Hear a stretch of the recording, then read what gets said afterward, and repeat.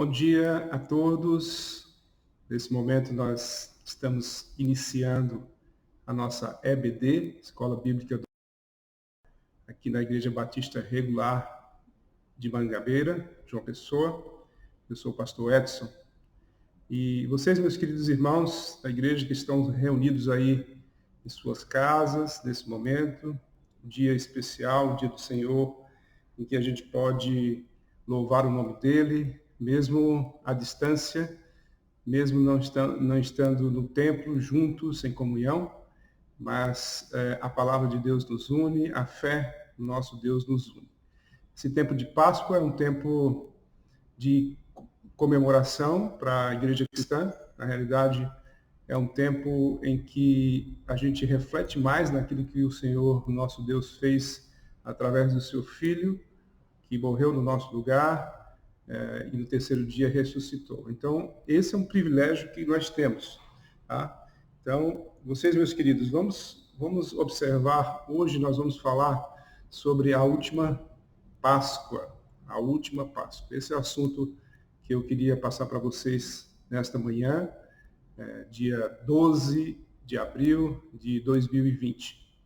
Muito bem, vamos orar, iniciando aí a nossa escola dominical. Senhor, nosso Deus e Pai, obrigado pelo privilégio de podermos estar atentos à Tua palavra, através do meio de comunicação, onde a gente pode transmitir a cada um que está ouvindo nesta manhã. Muito obrigado, Senhor, porque o Senhor nos alcançou sem merecermos, o Senhor nos deu vida e vida em abundância em Cristo Jesus. O Senhor pagou o preço do nosso pecado. E nós somos gratos por isso. Agradecemos por tudo, agradecemos por esta manhã. Ajuda-nos a entender a Tua palavra, em nome do nosso Senhor e Salvador Jesus. Amém. Muito bem, meus queridos irmãos. Vamos começar falando sobre a Páscoa, que é uma festa da liberdade, né? Principalmente a festa da liberdade, inicialmente do povo judeu, né? Nós sabemos aí que o povo judeu teve esse privilégio de ver a mão poderosa de Deus libertando-os da escravidão lá do Egito. Tá? Eu queria que você abrisse a sua Bíblia, abra sua Bíblia lá em Levítico, capítulo 23, versículo 5. Por favor, abra sua Bíblia aí em Levítico, capítulo 23, versículo 5. Certo? Abra aí a sua Bíblia nessa passagem. Deus esteja abrindo os nossos corações e as nossas mentes para poder aprender acerca daquilo que é mais importante, que é a própria palavra de Deus. Levítico 23, versículo 5 e versículo 6. Bom, a gente vai falar primeiro sobre o crepúsculo da tarde. Por que crepúsculo da tarde? A maior festa dos judeus, das 7 festas que eles comemoram, até pela orientação do próprio Senhor, do próprio Deus, do Antigo Testamento, e ainda continuando no início, na vida do Senhor Jesus. Então, a maior festa era a primeira festa do ano judaico, que acontecia no 14º dia do mês de Nissan.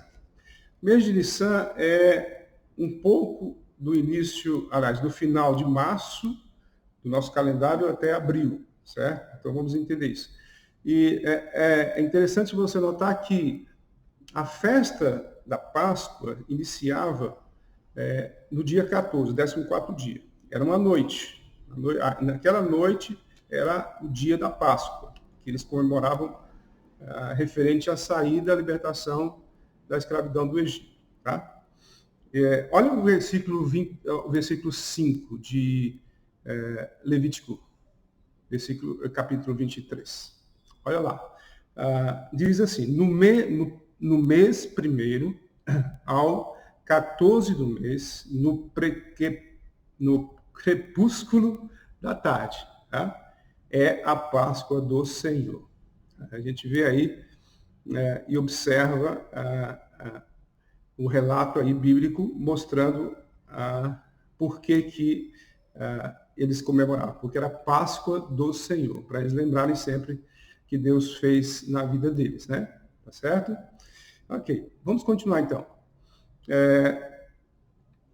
Levítico 23, versículo 6, vai falar que logo após aquele primeiro dia de festa, iniciava uma outra festa. Olha o versículo 6. Aí seria após a festa da Páscoa, seguida da festa dos pães sem fermento, que durava 7 dias, mais 7 dias. Tá? Versículo 6 diz, e os 15 dias deste mês é a festa dos pães asmos do Senhor. Certo?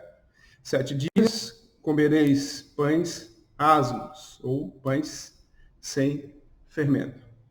Tá? Então, a festa, ela durava 8 dias, começando com o primeiro dia da festa, que era a Páscoa, propriamente dita, e assim sucessivamente, mais 7 dias, do dia 14 ao dia 21. 8 dias de festa. Tá? O Novo Testamento usa 2 nomes para a festa. A gente lendo o Novo Testamento, ali nos Evangelhos, tá?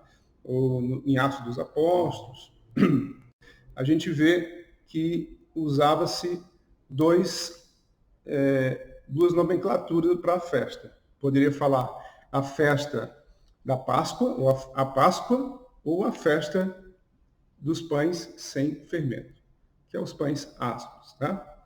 Então, no 14º dia de Nissan, do mês de Nissan, iniciava a primeira festa, e logo após, no dia seguinte, no 15º dia, e até o 21º dia do mês de Nissan, certo? Eu queria que você abrisse a sua Bíblia agora em Êxodo capítulo 12. Abra sua Bíblia lá em Êxodo capítulo 12. Êxodo capítulo 12.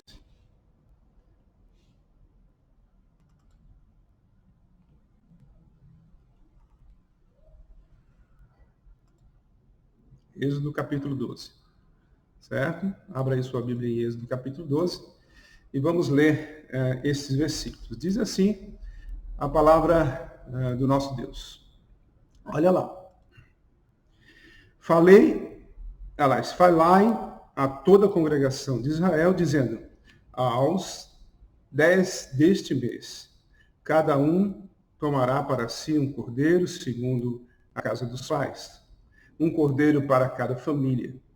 Mas, se a família for pequena para um cordeiro, então convidará ele o seu vizinho mais próximo, conforme o número das almas, conforme o que cada um poder comer. Por aí calculareis quantos bastem para o cordeiro. O cordeiro será sem defeito, macho de 1 ano. Podereis tomar um cordeiro ou um cabrito e o guardareis até o 14º dia deste mês, e todo o ajuntamento da congregação de Israel o imolará no crepúsculo da tarde. Tá? Então a gente vê aí um ritual da festa, bem interessante. Nós sabemos, fazendo a ligação lá do princípio, lá em Êxodo, aqui, ele já falando aqui, aquele momento difícil do povo judeu de ter que sair imediatamente ali, o mais rápido possível, do Egito, da escravidão do Egito. Então, aqui ele está falando que 4 dias antes, no 10º dia do mês de Nissan, eles deveriam escolher um cordeiro sem defeito. Né? Quando nós olhamos os registros históricos, tanto registros históricos paralelos referente à prática dos judeus naquela época, e algumas práticas que existem hoje, com algumas diferenças, lógico, não tem mais esse sacrifício no templo, né? Não tem mais templo para isso. Mas aí, os registros históricos dos dias de Jesus, que a gente olha tanto nos evangelhos, como alguns outros registros e nos registros históricos paralelos, a gente vai entender que aproximadamente, o número aqui a gente não tem certeza, mas é mais ou menos isso, para vocês entenderem aquela prática, a movimentação ali do povo de Israel, lá em Jerusalém, é que 250 mil cordeiros eram sacrificados na festa, nessa festa, a principal festa do povo hebreu, certo? O povo judeu. 250 mil sacrifícios. Já pensou? Imagine esse número, né? Agora, para que houvesse esse sacrifício, quem deveria sacrificar seriam os sacerdotes, e isso deveria ser feito no templo, tá? Então, quantos sacerdotes necessitariam para fazer esse trabalho? 600 sacerdotes. 600 sacerdotes deveriam aí compor a frente de trabalho, certo? Para ir ou dar andamento a essa festa, tá? 600, mais ou menos 600 aí, ou 600 sacerdotes. Por que essa quantidade? Porque tinha um tempo, tá? Tinha um tempo para que esse ritual fosse feito. Vamos lembrar que isso acontecia no 14º dia, no crepúsculo da tarde. Nós lemos isso lá em Levítico, capítulo 23, versículo 5. No crepúsculo da tarde. Tá? E aí, todos os cordeiros, é interessante você observar isso. Todos esses cordeiros, eles eram sacrificados durante 2 horas. 2 horas. O período de sacrifício era de 2 horas. Tá? Então, a tradição, é interessante também você notar que a tradição permitia que esse ritual, essa festa, a distribuição dos cordeiros, que deveria ser feito ali com os judeus, por famílias, né? Eles tinham que pegar o cordeiro no 14º dia, levar para o sacerdote até o templo, e a tradição permitia que de 2 homens deveriam levar o cordeiro ao templo. 2 homens, certo? Eles pegavam o cordeiro e de 2 em 2, 2 em 2 pessoas, poderia ser o pai e o filho, poderia ser 2 irmãos na casa, poderia ser um homem, o chefe da casa e o outro, o chefe da outra casa, o vizinho. Então, eles tinham que ir de 2 em 2. Essa era a tradição que eles tinham que cumprir nesse ritual, nessa festa, certo? Vamos continuar, para a gente entender melhor. Vamos pensar se eram sacrificados 250 mil cordeiros nessa época, certo? Durante 2 horas. 2 horas. E cada cordeiro que ia ser sacrificado, 250 mil, lógico, que esses 250 mil sendo levado um, por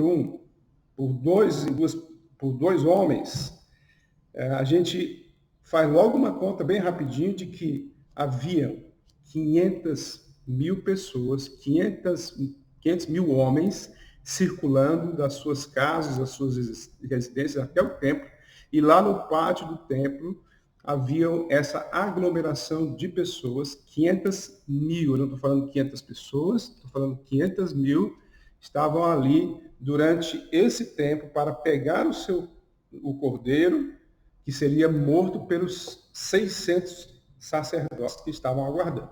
Tá? Isso aí sempre antes do crepúsculo, no comecinho da noite, antes. Por isso que tinha que ser 2 horas, para que não anoitecesse. Tinha que ser resolvido esse ritual dessa forma, certo? Agora você imagina um alvoroço ou deveria ter uma grande organização em relação a isso. Tá? Não poderia ser tumultuado, mas havia um tumulto, lógico, de muitas pessoas, cada um com seu cabrito, cada um com seu cordeiro, dois homens levando um cordeiro para cada duas famílias, ou para uma família. Tá? Vamos entender melhor.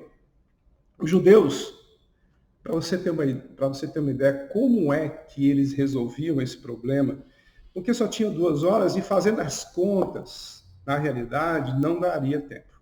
Não tinha como. Tá? Vamos entender bem isso. Os judeus tinham 2 métodos diferentes de calcular o calendário de 24 horas. Os fariseus e os judeus da Galileia, eles calculavam esse calendário de 2 horas, ou de 24 horas, né, para resolver esse problema de conseguir dar tempo para que todos fossem atendidos, certo? De certa forma. Então, os judeus, os fariseus e os judeus da Galileia, eles contavam o dia do nascer do sol até o outro nascer do sol. Tá? Agora, já os saduceus e os residentes de Jerusalém, o povo que mora em Jerusalém, eles contavam o dia do pôr do sol, de um pôr do sol para outro pôr do sol. Tá? Aí a gente começa a ter uma ideia aí, para a gente entender. Para um galileu, o dia 14 caía na quinta-feira. Já para os habitantes de Jerusalém, caía na sexta-feira. Né? Então, o que acontecia? A matança acontecia nos 2 períodos, tá? De 2 horas, em 2 dias consecutivos, na realidade. Metade dos 250 mil cordeiros seriam ser sacrificados ali na quinta-feira, e a outra metade teria que ser sacrificado na sexta-feira. Pronto. Aí você começa a ter uma ideia de que esse tempo melhorou para eles, deram uma folgazinha em certo sentido. Sabe? Matematicamente, eles teriam que matar 4 cordeiros em 1 minuto. Cada sacerdote teria que matar 4 cordeiros em 1 minuto durante as 2 horas. Tá? Então aí haveria uma folga para eles trabalharem da melhor forma possível. Essa troca cronológica explica que Jesus e seus discípulos, todos galileus, menos Judas, se reuniram na quinta-feira. Então, para a gente entender, se a Páscoa era comemorada na sexta, por que Jesus se reuniu com os seus discípulos na quinta? Porque eles eram galileus, fora, exceto Judas, tá? Para você entender melhor por que eles se reuniram na quinta. Tudo isso tem um propósito, tá? Para a gente entender melhor. É bem interessante. Os líderes judeus, todos residentes, ainda não havia celebrado a ceia, a Páscoa, tá? A ceia foi instituída dentro da Páscoa, nós sabemos disso, representando o corpo e o sangue de Cristo. Mas vamos entender que os habitantes, os saduceus e aqueles que estavam no Sinédrio, a maioria deles, eles não tinham ainda comemorado a Páscoa, porque foi justamente na quinta-feira, né, após a Páscoa, que Jesus vai para o Getsêmani e ali ele é preso. Então, a gente olhando as narrativas dos evangelhos, nós vamos perceber isso, que eles não tinham ainda comemorado a Páscoa. E aí eles prendem Jesus, certo? A gente pode ter essa ideia e a gente vai colocando esse conhecimento para a gente entender melhor toda a trajetória e todo o propósito que Deus tinha para com seu Filho e o próprio Senhor Jesus para cumprir aquilo que ele foi chamado, né? Então, vamos pensar, queridos, sobre a matança, essa matança de cordeiros, de muitos cordeiros, né? 250 mil cordeiros. E a gente fica imaginando como isso, qual o impacto que tinha na festa. Qual o impacto que tinha na festa? Vamos entender. Olha bem, presta atenção. Se a gente for imaginar a matança, a quantidade de sangue descida pelo íngreme declive oriental, ali do monte do templo, para o vale de Cedron, havia um riacho, e esse riacho ficava com a cor vermelha viva. Tá?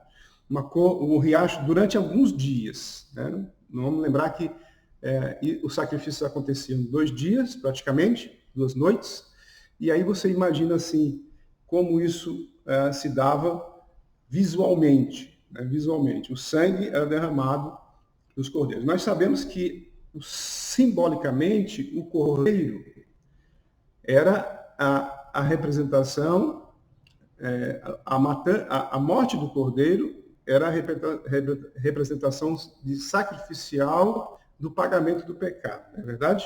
Então você imagina o sangue descendo durante alguns dias ali no riacho, do monte lá do templo até Cedron, e percorrendo, e as pessoas descendo ou subindo ao templo e vendo aquele sangue derramado.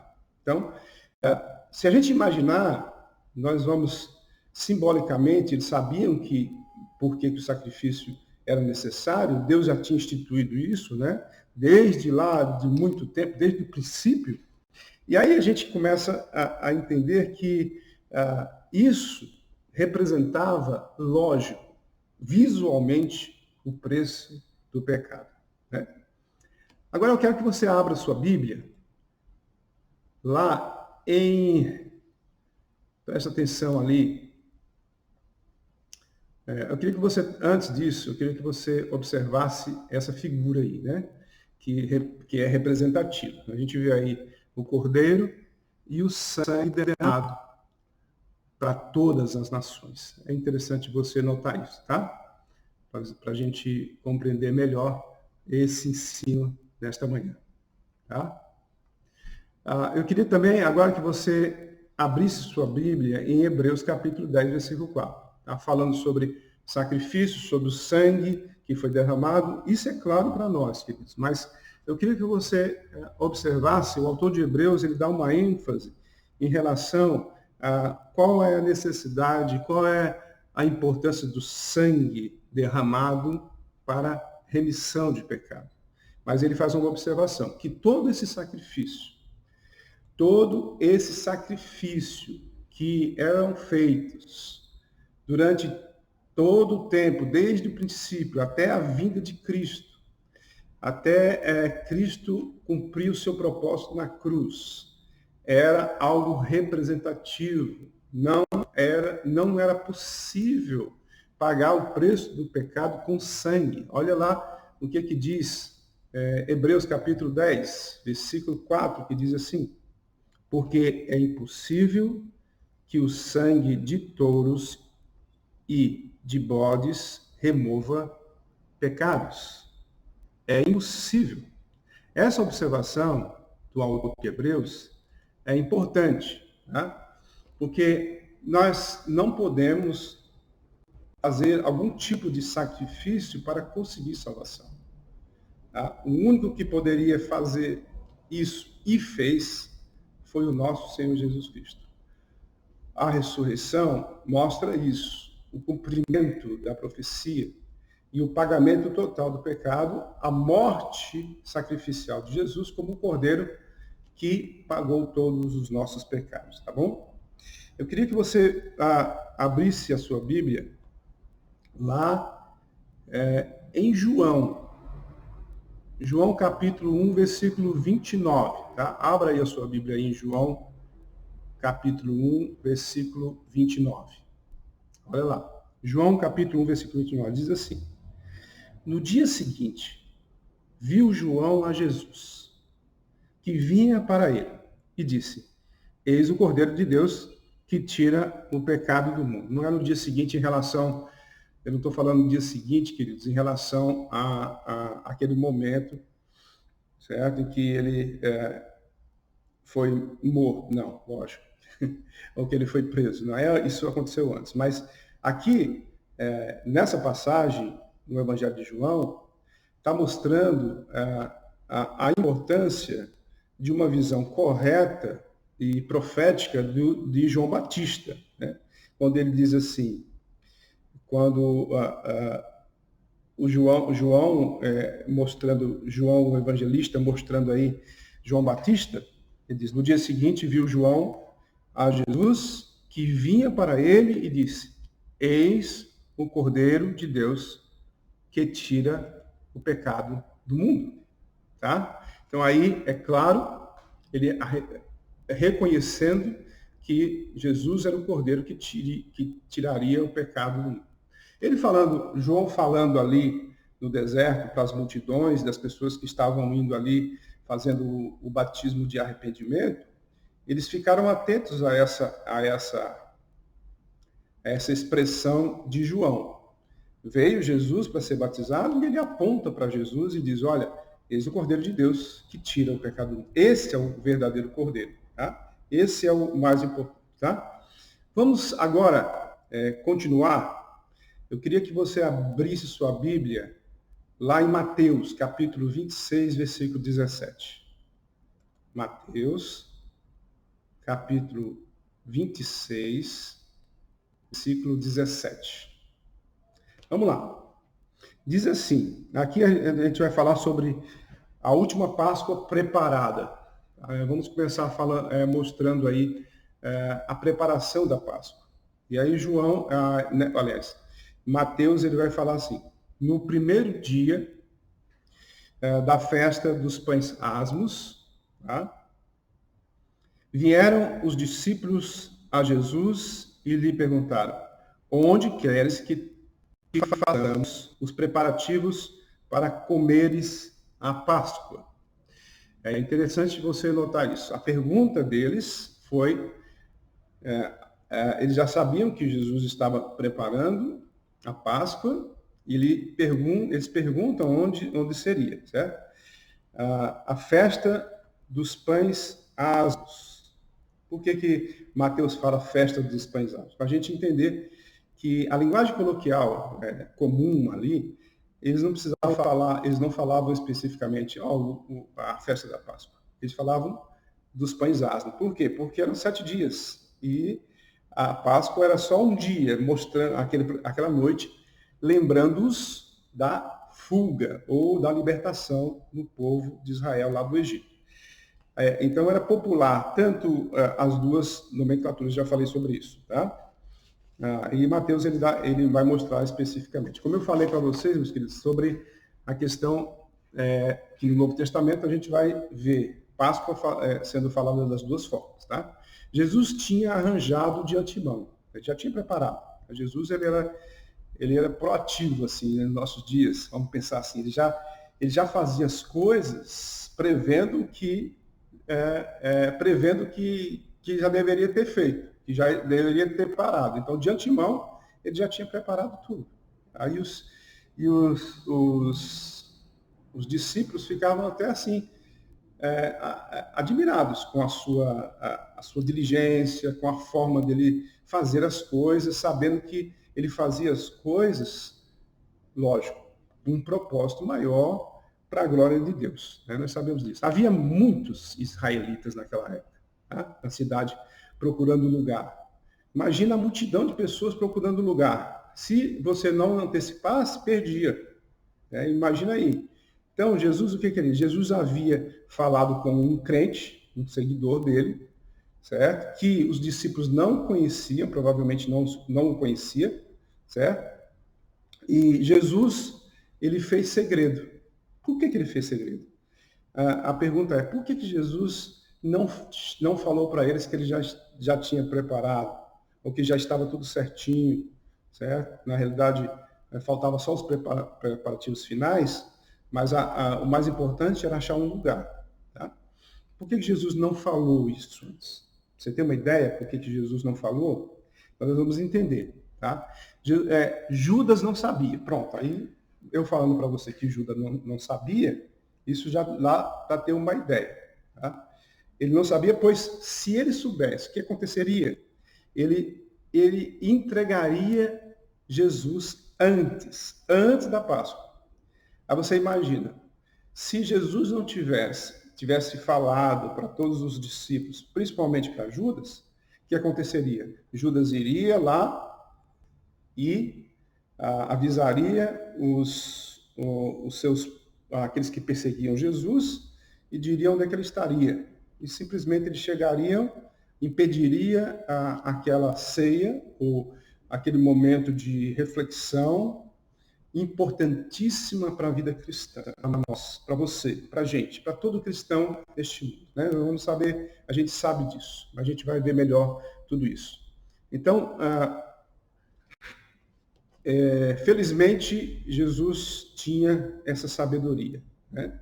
O cordeiro, quais eram os preparativos? O cordeiro seria morto, né? Que eles já tinham guardado 4 dias, eles levariam ali cordeiro. Agora, o cordeiro seria morto por quem? Pelo sacerdote. Então, eles, dois discípulos, teriam que levar o cordeiro até o sacerdote, certo? E aí, depois que o sacerdote fizesse o sacrifício com o cordeiro, devolveria para eles. E aí, eles levariam o cordeiro para a ceia, para o momento de comunhão, tá? E eles comeriam o cordeiro assado. Né? Também tinha o pão sem fermento, tinha o vinho e o prato feito de ervas amargas. Tá? Jesus distribuiu as responsabilidades entre os discípulos. E a tarefa de organizar a sala e a mesa ficou para um criado do proprietário. Tá? Mas aí eles tinham que levar os elementos, tinham que levar tudo, então Jesus distribuiu ali. Ele disse, olha lá o que ele disse lá em versículo 18 de Mateus 26. Nós estamos em Mateus 26, e aí olha lá o que ele disse no versículo 18. Tá? Mateus 26, 18. Ele diz assim, e eles lhes respondeu. Jesus respondeu, porque eles já tinham feito uma pergunta. Onde era, né? Que tinha que fazer. Eles, ide à cidade. Ele disse, ide à cidade, olha o versículo 18. Ide à cidade com certo homem e dizei-lhe, o mestre manda dizer, o meu tempo está próximo. Em tua casa celebrarei a Páscoa com meus discípulos. Né? Então a gente vê aí em Mateus capítulo 26, versículo 18. Certo? Agora, vamos entender aqui. De acordo com Marcos 14, 13 e Lucas 22, 10, Jesus lhes disse que o homem que eles iriam procurar estaria trazendo um cântaro de água. Esse detalhe é interessante, tá? Para vocês entenderem bem. É um detalhe bem interessante. Por que Jesus diz que eles tinham que encontrar um homem, tá? Que estava carregando um cântaro de água? Tá? Vamos entender isso. Normalmente, queridos,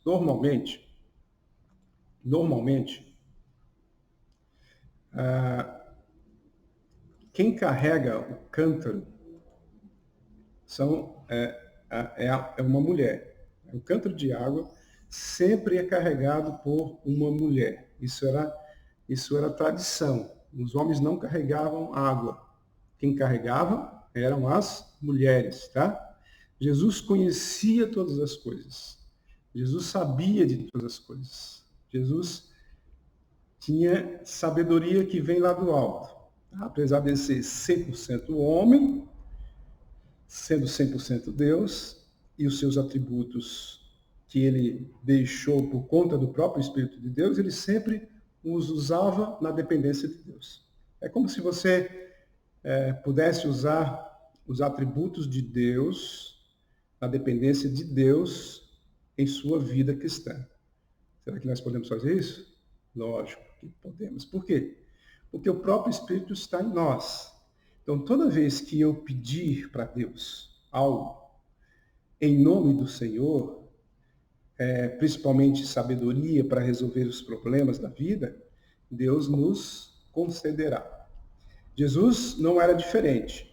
A dependência de Deus totalmente, andando aqui na Terra como um homem limitado, ele tinha esse poder por causa da sua vida sem pecado. Tá? Nós não conseguimos, nós mesmos, nós não podemos viver uma vida totalmente sem pecado por causa da nossa velha natureza, mas nós podemos ter intimidade com Deus e falar com Ele e pedir orientação a Ele. Então, Jesus fazia isso constantemente. Ele deu exemplo para a gente, tá? Para a gente entender melhor aí essa questão. Tá? Então, a gente olhando aí essa parte bem interessante, então, era específico. Se você olhar João 16:30, que fala sobre essa sabedoria de Deus. Olha lá, João 16:30. João 16:30, olha lá. João 16:30 diz o seguinte.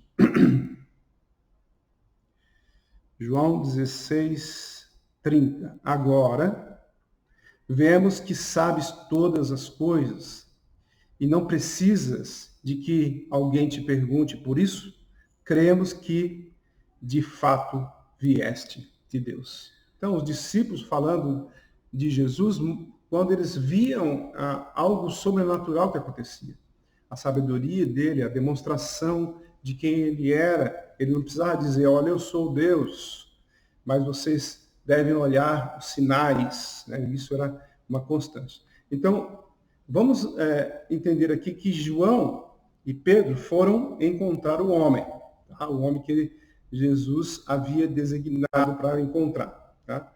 Então, Lucas, capítulo 22, versículo 8. Eu quero que vocês abram suas Bíblias aí em Lucas, capítulo 22, versículo 8. Olha lá. O que diz lá? Diz assim, Jesus, pois, enviou Pedro e João, dizendo, ide preparar a Páscoa, ide preparar-nos a Páscoa para que a comamos. Tá? Olha o que diz também Marcos.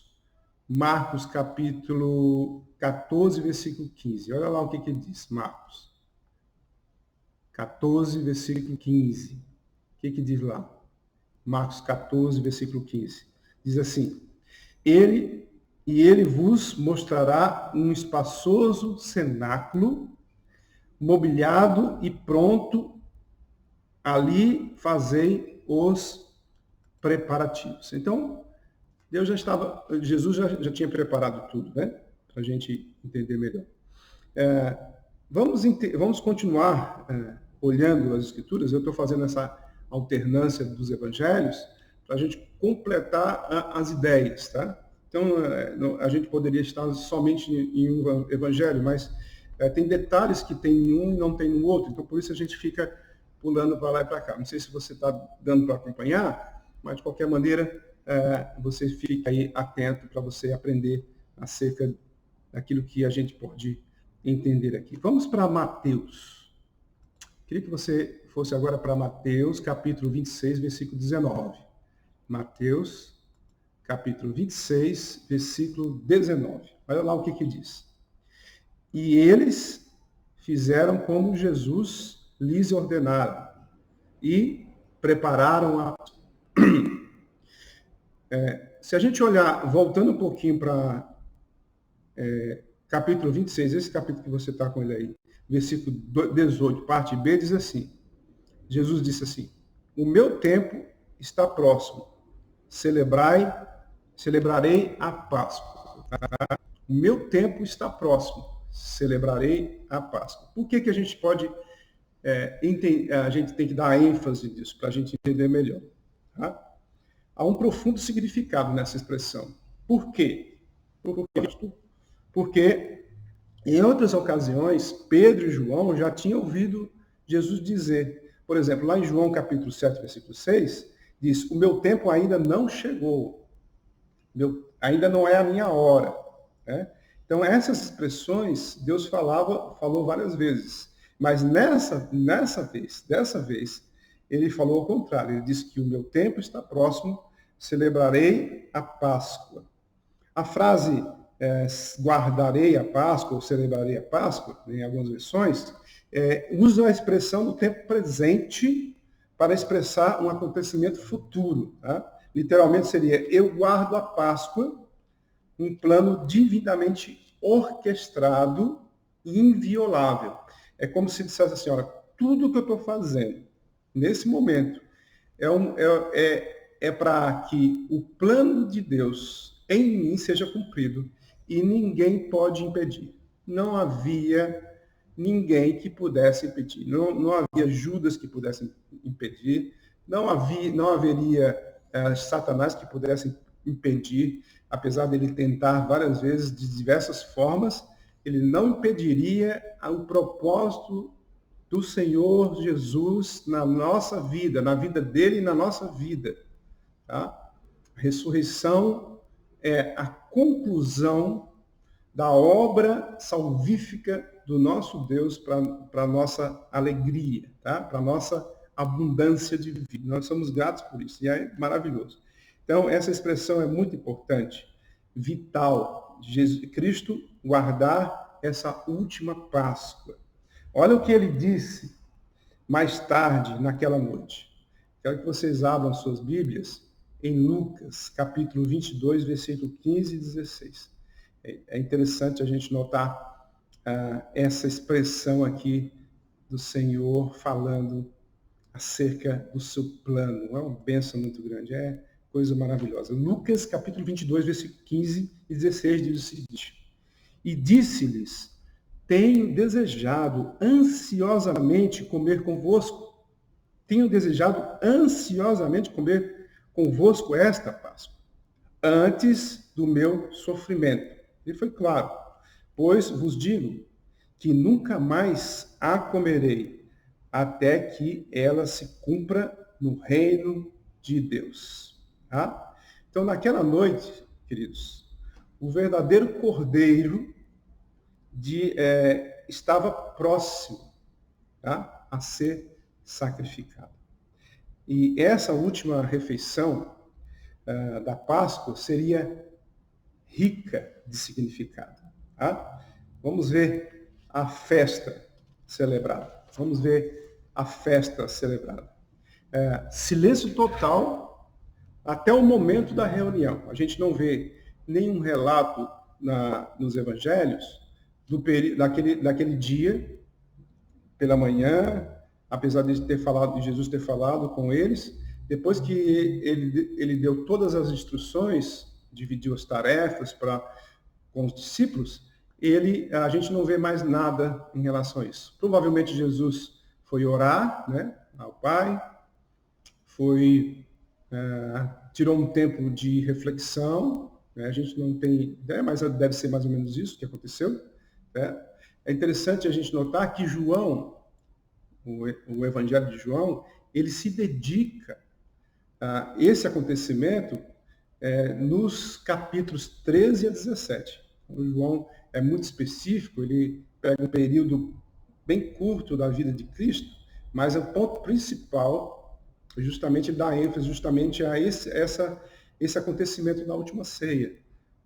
Capítulo 13 até o capítulo 17, somente nesse acontecimento. Então, Mateus, ele salta diretamente para o cenáculo e a cena da refeição da Páscoa. Olha lá, eu quero que você olhe agora, Mateus capítulo 26, versículo 20. Olha lá o que Mateus diz para a gente, tá? Olha lá, Mateus capítulo 26, versículo 20. O que diz lá? Chegado à tarde, pôs-se ele à mesa com os 12 discípulos. É específico, mostrando que Jesus, com seu grupo, os 12 que ele tinha escolhido, né? Esses 12, ele chamou para a ceia. Era algo importantíssimo para designar, para mostrar para eles, para instituir algo importante, uma nova aliança, uma aliança perpétua, na realidade, uma aliança que resolveria todo o problema da humanidade, todos os homens que Deus tocou, ou tocaria, ou tocará no coração para resolver os seus problemas totais, né? Eternos. É importante isso. E aconteceu depois das 6 horas, essa reunião, lógico, depois das 6 horas, na quinta-feira à noite, tá? Como a gente viu. Eles se sentaram para comer. Tá? O verbo grego sentar, sentaram-se, né? Sentaram, pôs-se à mesa, ou algumas pessoas sentaram-se à mesa. Na realidade, o verbo ali é reclinar-se no grego, certo? É reclinar. Por que reclinar? Diferente da saída apressada do Egito, eles poderiam se sentar ou, na realidade, reclinar. Por que reclinar? Nós sabemos que as mesas não eram altas, como a gente vê nas expressões de artes, né? Nos quadros, nas gravuras. A gente sabe que não é assim. Tá? Por que a gente sabe? Pela arqueologia, pela própria palavra grega, que fala que eles reclinaram-se, certo? À mesa. Então, eles tinham uma forma de se deitar, você tá vendo aí, ó, olha aí. Eles se deitavam em volta da mesa, apesar de a gente olhar nessa gravura que Jesus está ali praticamente sentado, mas na realidade todos ficavam reclinados. Essa mesa eu acho que é um pouquinho alta, na realidade não era assim, era mais baixa. Mas você vê aí alguma parte aí, essa partezinha aqui, quando eles estão reclinados de lado. Né? E a gente sabe disso quando a gente lê um relato bíblico, quando João está reclinado perto de Jesus, certo? A cabeça ali, Jesus de um lado e João do outro. E eles estavam juntos, reclinados um do lado do outro. Tá? Para você entender isso. Não tinha, por isso que Jesus está, como se a expressão é que João estava perto de Jesus, com a cabeça já quase no colo de Jesus.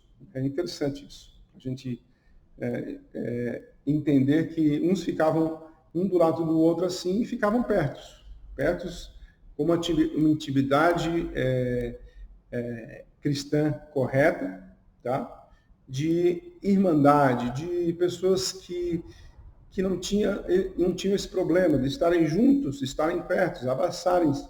Né? A gente não está podendo abraçar agora e você está sentindo essa grande dificuldade. Mas veja aí essa questão de reclinar, é interessante para a gente notar.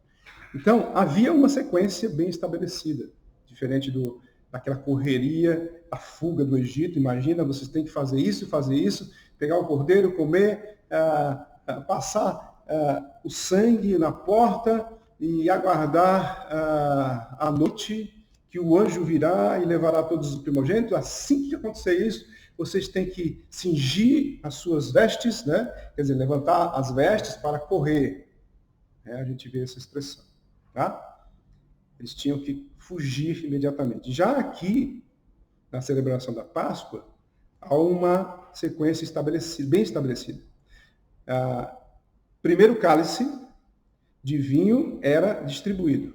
Primeiro dos 4. Eu não vou falar dos 4, mas eu quero só que vocês tenham uma ideia. Então, o primeiro cálice era ali distribuído, certo? Cada pessoa tomaria um gole de um cálice comum. Já pensou? Vamos fazer igual Jesus.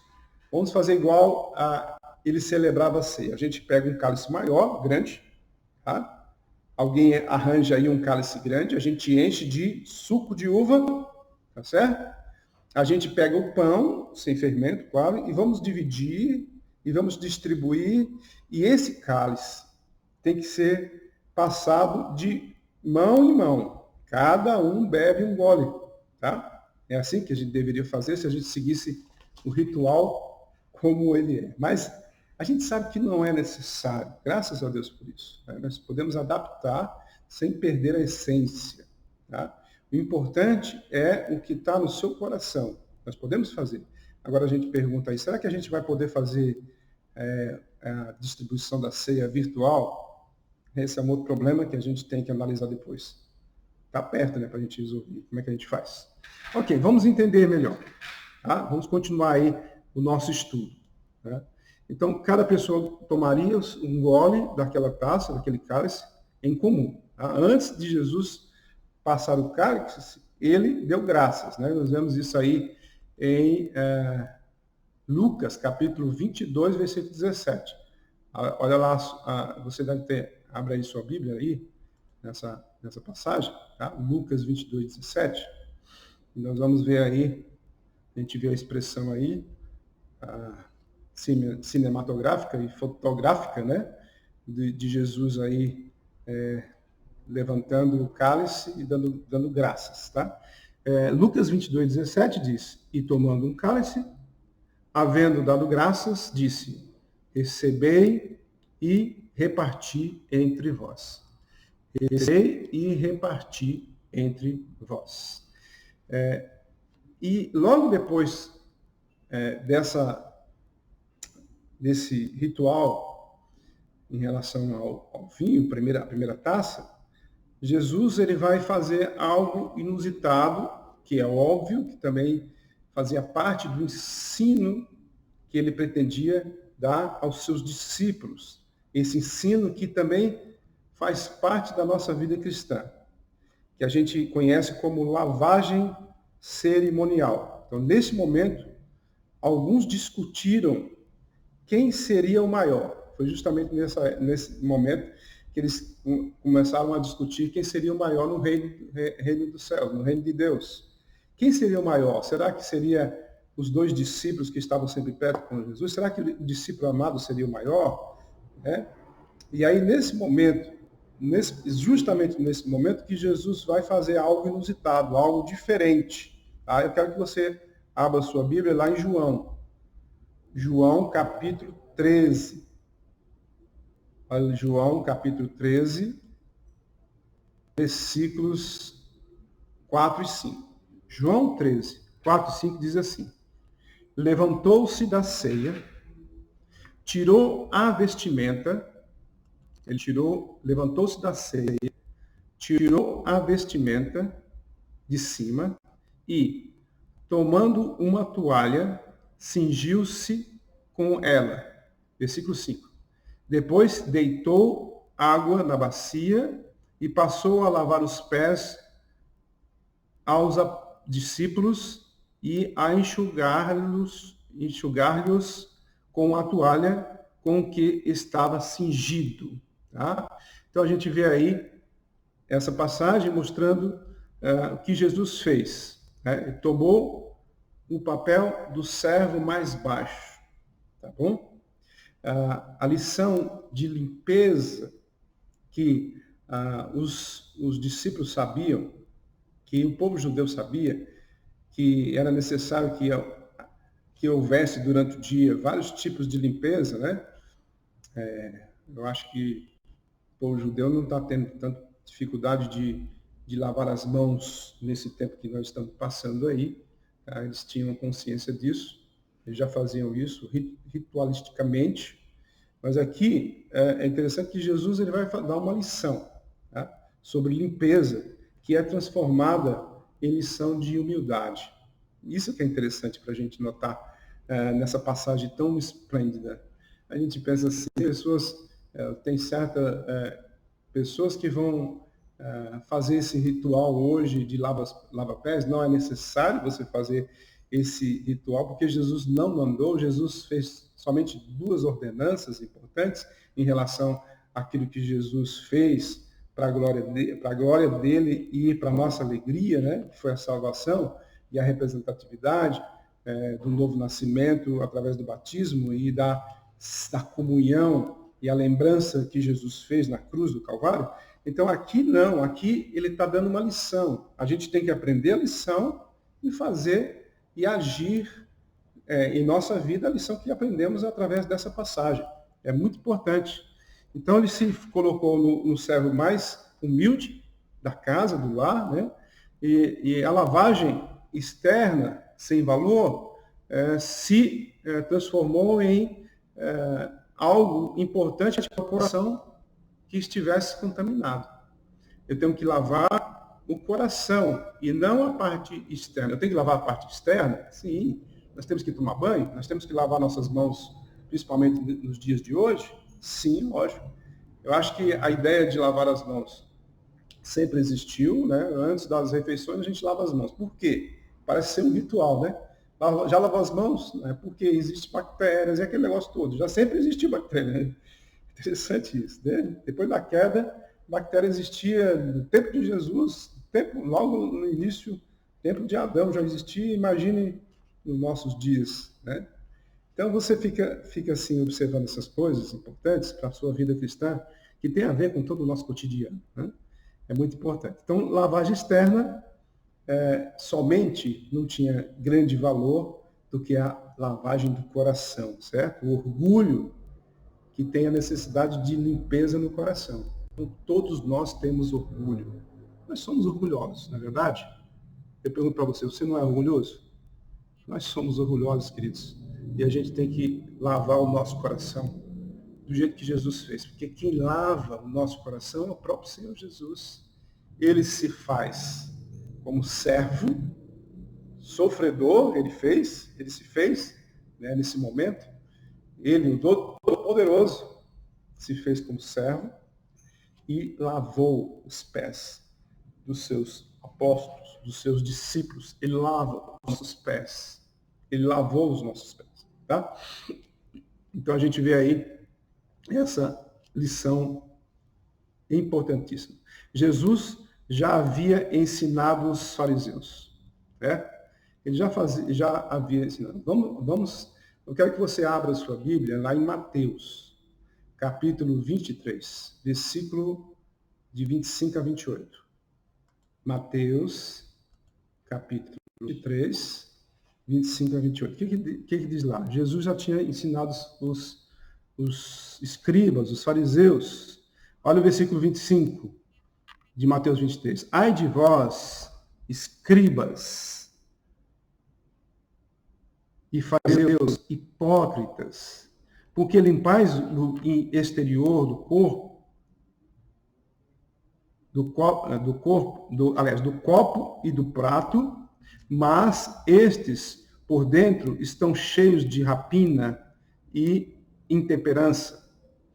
Fariseu cego, limpa primeiro o interior do corpo, do copo, acho que é corpo,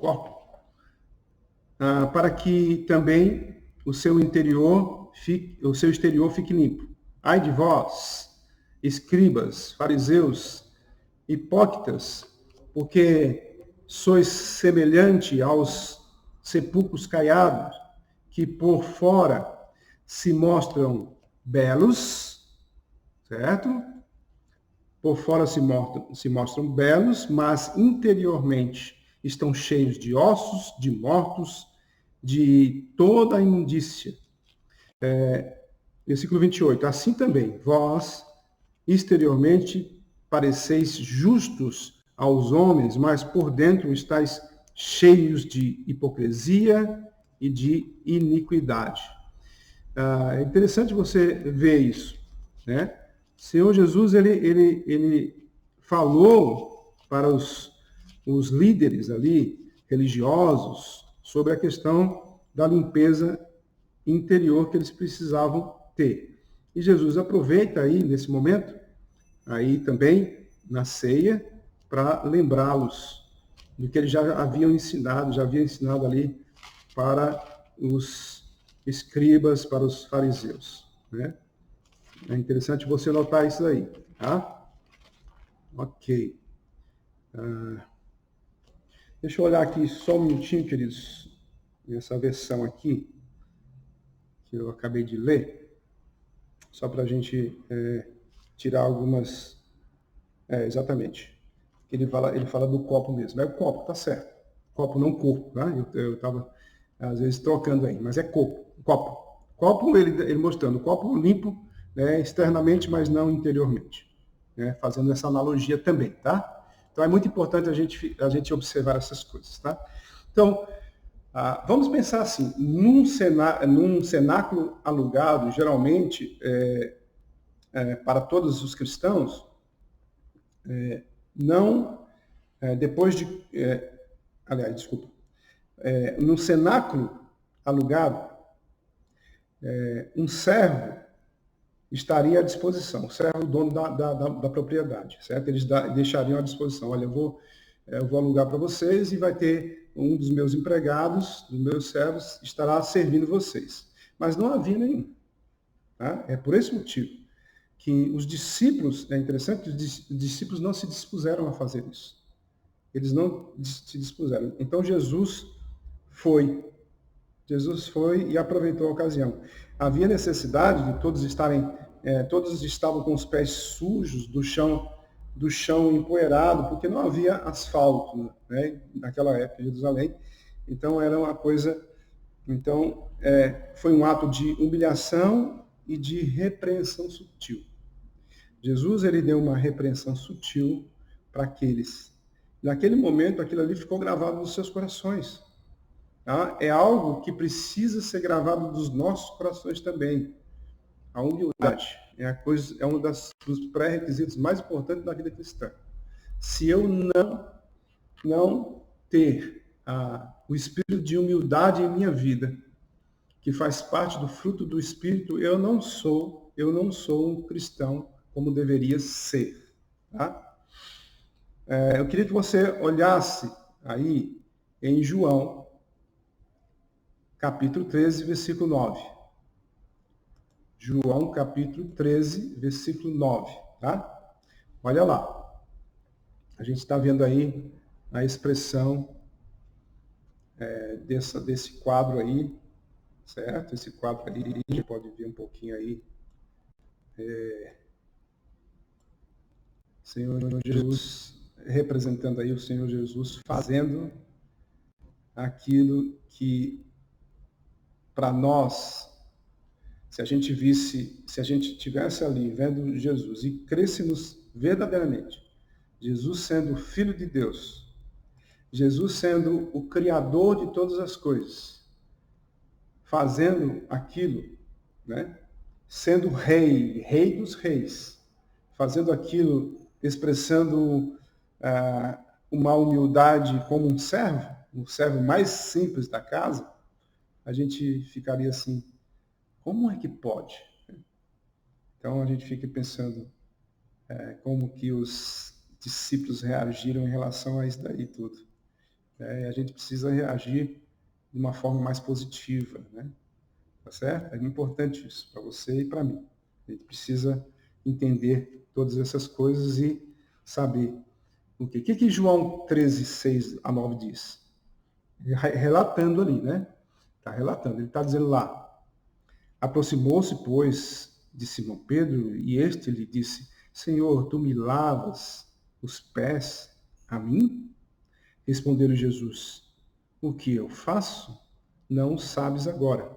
Compreendê-lo-ás depois. Versículo 8.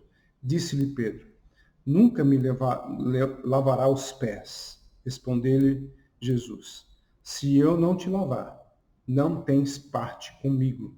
Então Pedro lhe pediu, Senhor, não somente os pés, mas também as mãos e a cabeça. Interessante, né? Você vê aí. Ele se tocou logo, aí disse, não, então me lave todo.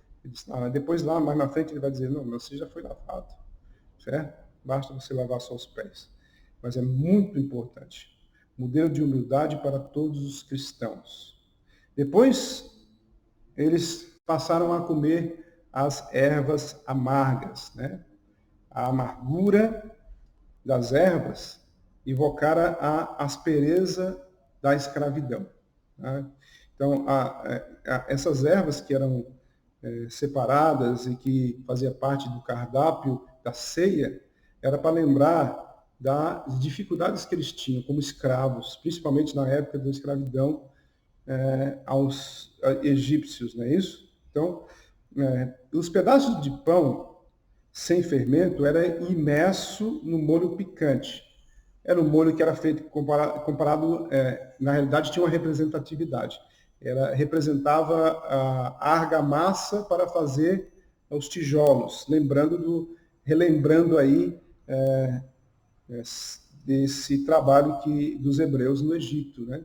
Principalmente quando eles tinham que fazer os tijolos de uma forma mais intensa, com material diferente e que era exigido dos egípcios. Então, eles sofreram muito por causa disso. E justamente essas ervas amargas é que os fazem lembrar, certo? Desse trabalho que eles tinham. E em seguida,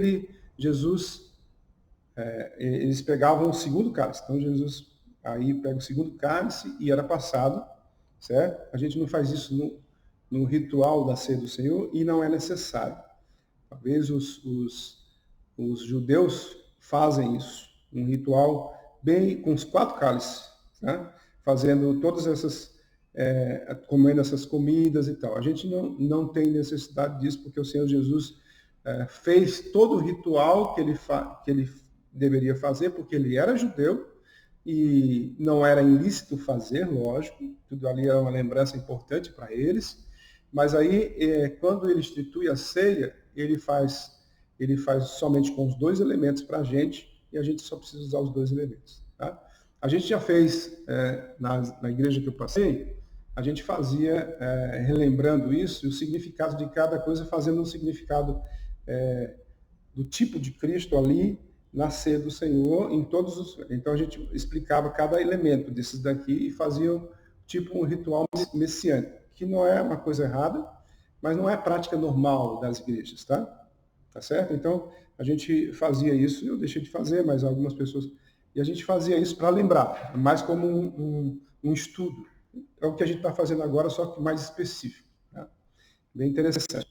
Então, a gente vê aqui, especificamente, que Jesus ele vai fazendo o passo a passo do ritual. Então, aí ele pega o segundo cálice, que era passado, e nesse momento o cabeça, aliás, da casa, explica o significado da Páscoa. Tá? Então aí já é o ritual normal. Então Jesus não precisou fazer isso. Ele não estava na família, mas ele estava junto com os seus discípulos. Mas geralmente se faz assim. O chefe da casa, no caso aqui seria Jesus, mas aí no caso seria o homem da casa, o pai.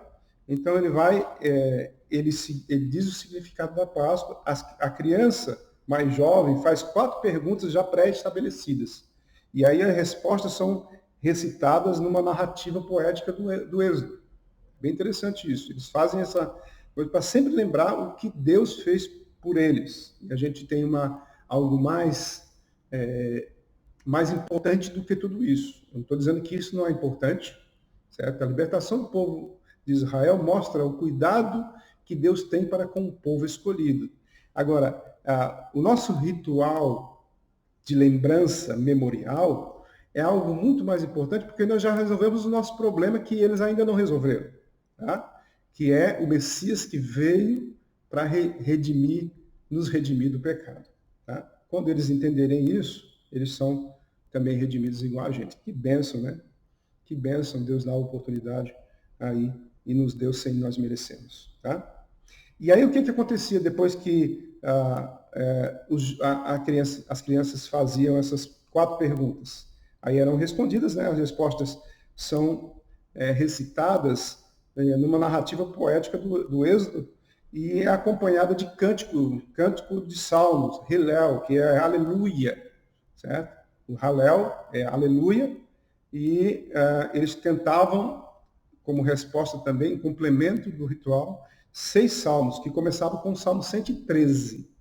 Salmo 113. Eu quero que você acompanhe, não precisa nem abrir, mas eu vou mostrar, eu trouxe aqui no slide, tá? E você vai acompanhar aí, pelo menos os primeiros 5 versículos só para você ter uma ideia de como eles fazem, como eles faziam e como eles fazem, né? Então vamos lá. Então o Salmo 113 diz assim: Aleluia, louvai, servo do Senhor, louvai o nome do Senhor, bendito seja o nome do Senhor, agora e para sempre, do nascimento do sol até ao ocaso. Louvado seja o Senhor, o nome do Senhor. Excelso é o Senhor acima de todas as nações e a sua glória acima dos céus. Quem há semelhante ao Senhor, nosso Deus, cujo trono está nas alturas? É interessante aí você ver que o ritual tem tudo a ver com a graça de Deus para com seu povo, né? Depois disso, eles comiam um cordeiro assado, né? Parece que é a parte importante para muitos homens, né? Mas é verdade. Imagina um cordeiro assado. A gente fazia nessas lições que a gente dava do ritual da ceia, da Páscoa judaica, com ênfase nas analogias com Cristo, a gente também pegava um pedaço de carneiro, assava e a gente distribuía entre nós. Mas é muito bom, tá? Então a gente vê aí tudo isso culminando para o final, quando Jesus revela uma ação maligna predita, né? Quero que você, quando comiam, Jesus diz, abram suas Bíblias lá em Mateus 26, 21. Mateus 26, 21. O que diz lá? Diz assim: E enquanto comiam, declarou Jesus: Em verdade vos digo que um dentre vós me trairá. Agora você imagina o impacto que teve para com aqueles que estavam ali sentados ouvindo isso. Eles ficaram assim de boca aberta. O que está acontecendo? Que negócio é esse que Jesus está falando? Né? Alguém vai trair no meio deles, né? Então eles perguntavam entre si quem seria. Né? Todos estavam aptos para ser o traidor. Todos nós estamos aptos para ser o traidor. É interessante, né? Não, estou falando isso não. Ali ele seria. Se a gente estivesse lá, todos nós estávamos lá. Por quê? Porque a velha natureza está em nós ainda. Então eles ficaram até assim um pouco perturbados em relação a isso. Eles começaram a ficar preocupados, né? Olha o que diz o versículo 23 do capítulo 26 aí que você já abriu. Nós lemos 21, agora o 23. E ele respondeu, que eles perguntavam, mas quem é? Quem é? Aí ele respondeu, o que mete comigo a mão no prato, esse me trairá. É interessante você notar que com Davi aconteceu a mesma coisa. Em Salmo 41, versículo 9, Davi expressa um lamento semelhante do seu conselheiro de confiança. Né? Você não precisa abrir, mas lá em Salmo 41, versículo 9, diz o seguinte: até o meu amigo íntimo, em quem eu confiava, que comia do meu pão, levantou contra mim o calcanhar. É interessante. Agora, eu quero que você abra a sua Bíblia em João, capítulo 13, versículo 18. João, capítulo 13, versículo 18. Aí nós vamos ver aqui João expressando isso. E de acordo com João, Jesus citou o Salmo 41, versículo 9, naquela noite. Ele disse, versículo 18, não falo a respeito de todos vós, pois eu conheço aqueles que escolhi.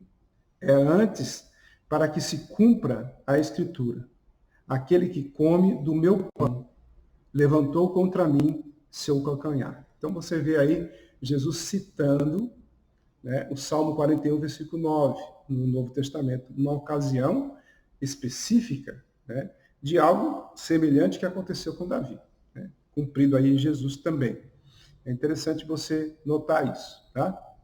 Cada um estava examinando o seu coração e perguntava a Jesus, sou eu? Por acaso sou eu, Jesus? Por acaso sou eu? Interessante isso. Então, João registra. Então, João registra lá em capítulo 13, versículo 22, ele diz, então os discípulos olharam uns para os outros, sem saber a quem ele se referia. Né? E aí a gente vê o traidor desmascarado. De certa forma, inicialmente só para Jesus e ele mesmo em si. Então, Jesus ele faz a expressão que acontece ali já na ceia, Jesus já mostra que ele tinha entendido que era ele, que Jesus entendia que era ele, certo? Interessante você notar isso. Então, Jesus simplesmente respondeu. Não, para manter o enigma, né? Mais um pouco, Judas se juntou ao grupo perguntando. Então ele chegou a vez de Judas perguntar. E ele diz, acaso sou eu, mestre? Mateus capítulo 26, versículo 25. A gente estava em Mateus 26, só ir para 25. A gente leu o versículo 21, 23 e agora o 25. E aí a gente vê que ele diz, acaso sou eu, mestre? Ele pergunta. E Jesus dá uma resposta que confirma. Ele diz, tu o disseste. Tu o disseste. Versículo 25, finalzinho. Então o plano já estava traçado. Ele sabia do costume dos discípulos de Jesus que iam orar lá no Getsemane, certo? Então a gente completa isso antes de terminar essa lição, que a gente vê uma festa, uma nova festa instituída. Jesus, nos seus rituais, cumprindo as festas judaicas, principalmente essa festa principal, que ele fez questão de reunir o seu grupo de pessoas, dos discípulos escolhidos, para mostrar algo antecipadamente daquilo que ia acontecer, fazendo as analogias, né, do corpo e do sangue de Cristo, do pão e do suco de uva, do vinho, suco de uva, aí a gente percebe que Jesus agora, desse momento em diante, aquela seria a última Páscoa que se tornou a instituição da ordenança da nova aliança, conhecida como a ceia do Senhor, que é das duas ordenanças que o Senhor Jesus nos deu para que a gente cumprisse. Não como um ritual. Não como os judeus fazem. Vamos fazer aqui essa festa com todos os elementos representativos para a gente lembrar da nossa fuga. Pronto, tem a ver com isso. Né? De qualquer maneira, tem a ver com a libertação. Nós comemoramos uma libertação mais abrangente, eterna, uma libertação que nenhum outro ser humano da Terra compreenderia se não for pelo toque do poder do próprio Espírito de Deus naquela pessoa, o que aconteceu com você e o que aconteceu comigo. Então, eu quero que você abra a sua Bíblia na passagem que mais a gente observa todos os meses na ceia do Senhor. Tá? Eu quero que você abra aí em Mateus capítulo 26, versículo 26 a 30. Tá? E vamos lembrar do que Cristo fez por nós e os elementos representativos que nos dá a segurança da salvação, a vida eterna em Cristo Jesus para a glória dele. Tá? Abram suas Bíblias aí, em Mateus, capítulo 26, dos versículos 26 ao versículo 30. O que diz lá? Enquanto comiam, tomou Jesus um pão e, abençoando-o, o partiu e deu aos discípulos, dizendo: Tomai, comei, isto é o meu corpo.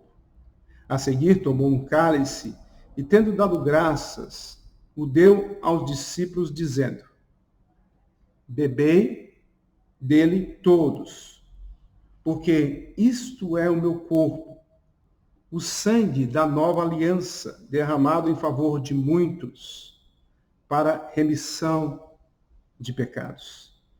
E digo-vos que, desta hora em diante, não beberei deste fruto da videira, até aquele dia em que hei de beber novo convosco no reino de meu Pai. E tendo cantado um hino, saíram para o Monte das Oliveiras. Queridos, esse acontecimento é um acontecimento ímpar para a vida cristã. Vamos lembrar que Jesus, depois de ter celebrado a Páscoa, a libertação do povo de Israel do Egito, depois de ele ter instituído a ceia e escolhido os elementos da Páscoa, justamente para mostrar que tudo aquilo que era necessário para a vida do ser humano seria cumprido nele, logo depois dele louvar a Deus, eles foram para o lugar de adoração em que eles costumavam ir, e aí, nesse momento, depois de algumas horas, Jesus já estava preso, condenado, e mais tempo depois, um pouco mais tempo depois, ele estava sendo crucificado, separado do amor do próprio Pai por algum momento, por causa do pecado que estava entrando nele, todo o pecado de toda a humanidade. E aí ele morre. Antes ele diz: está consumado. E no terceiro dia, ele ressuscita para a glória de Deus Pai, para a nossa vida, para a nossa vida eterna. Que Deus esteja abençoando você, meu querido e minha querida que está assistindo essa aula hoje. E espero que tenha sido de bom proveito e que você comece a refletir naquilo que é mais importante para a vida cristã. Confiar na morte e ressurreição do Filho de Deus, Senhor Jesus Cristo, e tê-lo como Senhor e Salvador da sua vida. Vamos orar nesse momento.